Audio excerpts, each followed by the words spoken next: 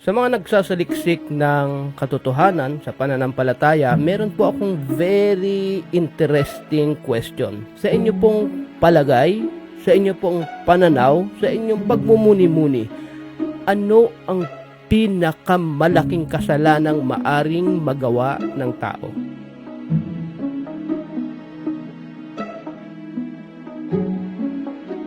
Marahil sumagi na sa isip mo anong iba't ibang kasalanan tulad ng magpakamatay, pumatay, manghalay, yung mga magbigti o kung ano mang mga kasalanang pwedeng pumasok sa isip natin. Pero wala po dyan ang mga kasagutan. Kung ang sasangguniin natin ay ang mga kasulatan, especially sa marangal na Quran, sa pananampalatayang Islam, makinig po kayo, ang pinakamalaking kasalanan ay ang kumuha ka ng ibang Diyos, bukod dun sa tunay na Diyos, at yun ang sambahin mo. Ang magtambal ka sa Kanya. Ang tawag po namin dyan ay shirk. Ang tumangkilik, sumamba, kumilala ng ibang Diyos maliban sa tunay at tanging nag-iisang Diyos na naglikha sa atin. Bakit po kaya? Yun ang pinakamalaking kasalanan. Ayon sa Diyos, bakit sa Kanya, para sa Diyos na naglikha sa atin, yun ang pinakamalaking kasalanan? Ang sagot ay napakasimple. Babalikan lang natin ang dahilan kung bakit tayo nilikha.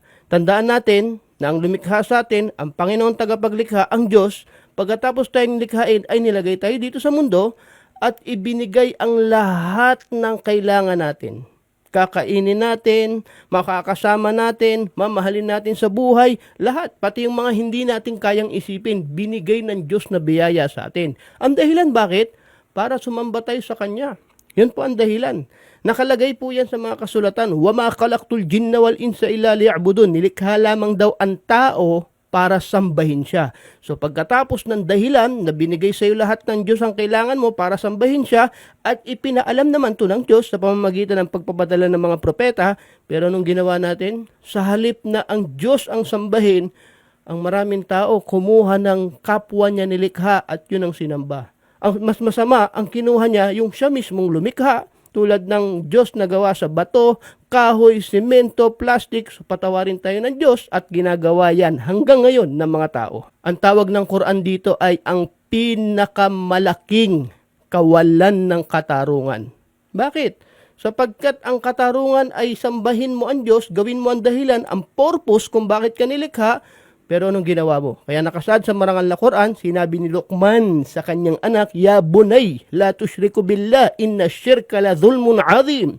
O aking anak, ika, huwag ka magtambal, huwag ka kumuha ng ibang Diyos para sambahin, sapagkat ito ika ay ang pinakamalaking kawalan ng katarungan. At nakasaad yan sa marangal na Quran, sinabi ni Allah, Inna Allaha la yaghfiru an yushraka bihi wa yaghfiru ma duna dhalika liman yasha. Tunay na si Allah ay kaya niyang patawarin ang lahat ng kasalanan maliban sa taong nagtatambal sa kanya ng Diyos-Diyosan. Kaya paniniwala natin, kung ikaw ay abutan ng kamatayan o mamatay sa estado na ikaw ay may ibang Diyos maliban sa tunay na Diyos, ito ay walang kapatawaran para sa Kanya.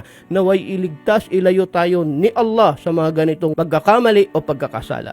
At ito pa ang isang nakakapangamba at naway ilagay natin sa puso ang mensaheng ito, yung mga inutusan ng Diyos na mensahero para ihatid sa atin ang mensaheng ito, ay ginawa ng mga tao, sila ang mismong sinamba.